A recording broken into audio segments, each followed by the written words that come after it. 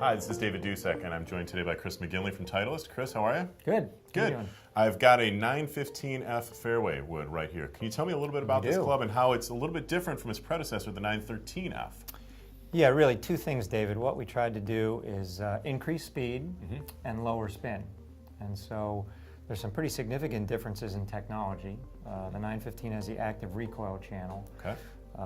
And that really works to do both of those things, increase ball speed, lower spin. Okay. We also have a new face insert. It's an ultra-thin face insert, the thinnest we've made. And because we're not up against the COR limit on fairways or hybrids yet, we had some headroom there to increase ball speed. So not only do you get more ball speed off center, but you get it on center as well. And then the fact that the head is a high MOI design, that provides stability.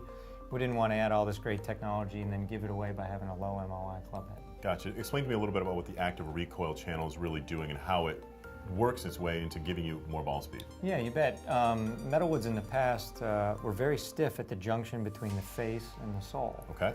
And so what active recoil has done is really allowed the entire face to flex. That typically always faced up near the crown.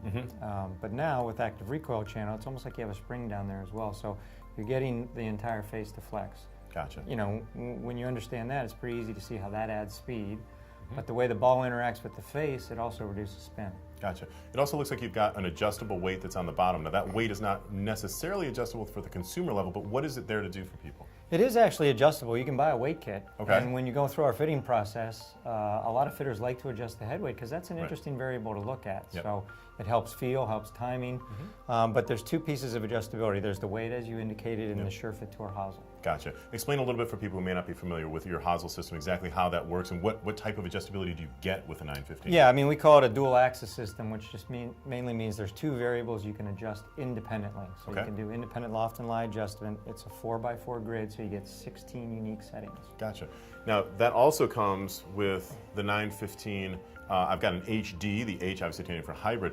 The HD product is pretty interesting.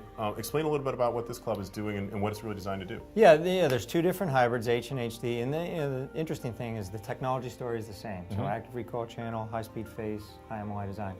The differences between the two models are great. The H, the bigger fairway wood, a little more forgiving, got a shallow angle of attack, you hit your hybrid more like a fairway. Right. You know, you need to get the ball up in the air.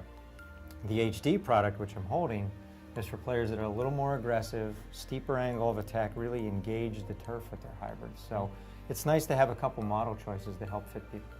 Now, if I'm not mistaken, with the active recoil channel with the hybrids, though, isn't necessarily the spin killer that it is with the driver and the fairway wood a little bit. Can you explain why that's important? Yeah, we were cautious with how much spin we wanted to take out. Obviously, with a hybrid, a lot of golfers hit hybrids into greens. Right, it's an iron substitute club. It is, in many cases. So you need spin to stop the ball, right? You need spin to create trajectory and descent angle. So we just wanted to manage the amount of spin because a lot of players that put a hybrid in their bag, they spin it too much. So it was finding the right amount of spin control with active recoil channel and 915. Great. Thanks a lot, Chris, and thank you for joining me here today on Golfweek.com.